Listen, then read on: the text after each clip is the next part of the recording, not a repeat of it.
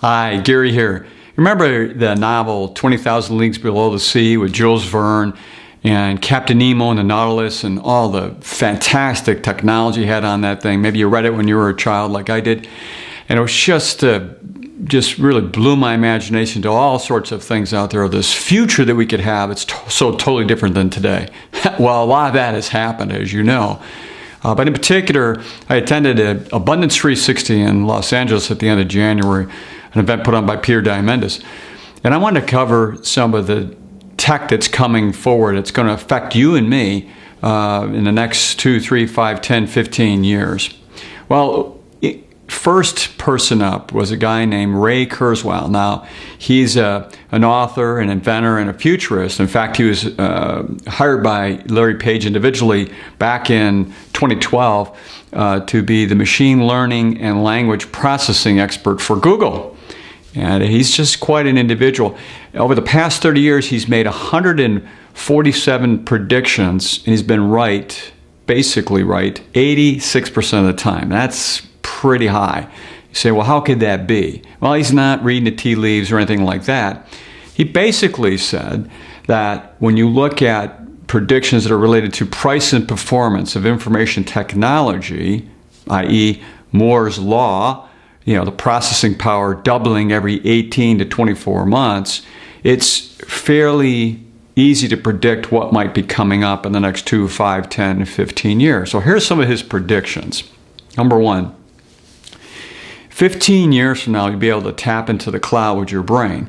Now, we have our neocortex, and that's kind of the last thing to develop in the brain for mammals, that we can have pattern recognition of about 300 million items. Now, imagine that you could hook your brain into the cloud 15 years from now and remember all sorts of other pattern recognition things that you might have had in your life and to really expand that capability of your brain. That's pretty cool.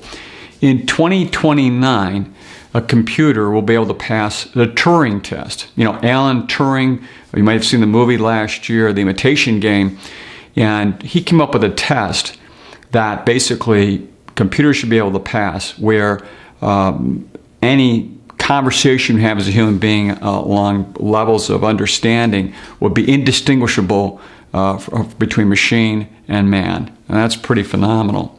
Number three, we have in 2025, we'll have 3D printed organs. Yeah, your organs. You imagine that. You could have a whole set of your own 3D printed organs. So if you did need to replace an organ, it would be available, but it's your particular organ from your own cells. That's pretty phenomenal. In 2030, 100% of energy will be from solar. Solar, the sun, that's our biggest energy source by far, way surpasses any other kind of energy that we have available to us. So how do these predictions fit into today and how you look forward here? Well, number one, we're going to live longer. I think everybody knows that, but with 3D printing and what's going on with organs, that could be even a lot longer for some folks who have problems with their heart or kidneys or anything like that. Next is really jobs. 65% of the information jobs today were not in existence 20 years ago. And that's going to change even more so going forward. So depending on where you are located in a job, you have to be looking forward to see if that job's going to be replaced by something that's happening along these lines. And in 20 years, energy will be environmentally benign. I mean, really, if we do in fact go 100% solar, we'll see how that goes, but at least we'll have the ability at that point to do so. So what's coming up in the next 2 years? Well, autonomous cars. Tesla, right now, on the road driving, has a car that has autopilot. There are a couple of folks there who basically, believe it or not, are reading while their car is driving them down the highway right now. Now, Google's had their autonomous car tested over 3 million miles and has had virtually no accidents. And so that's coming. That will make a big difference in how we transport ourselves around in ways that we've never thought of before. We frees up our time and what we can do in that vehicle while we do that, or even not having a vehicle and just having that rented or doing an Uber type experience. Next, we had Philip Rosedale. He's the CEO of High Fidelity. He's talking about VR, visual reality. This is really advancing pretty rapidly. Well, I don't know if you know this, but really this year they're going to have what they call 4K technology that can sit in a VR in front of your left and right eye. And at that level, you cannot distinguish the pixels from reality. And that'll be the first time ever that that will happen in virtual reality. That's pretty phenomenal. So what does that do? Well, with the technology they have now where they can track your eyes, they're also going to look at the intention of your eyes. It only be about 2 years will they'll be able to take basically your hands, be able to manipulate within VR, within this virtual reality. Also augmented reality where you can basically flip anything up on any wall anywhere and look at anything. Kind of like, what you saw Tom Cruise do in the Minority Report.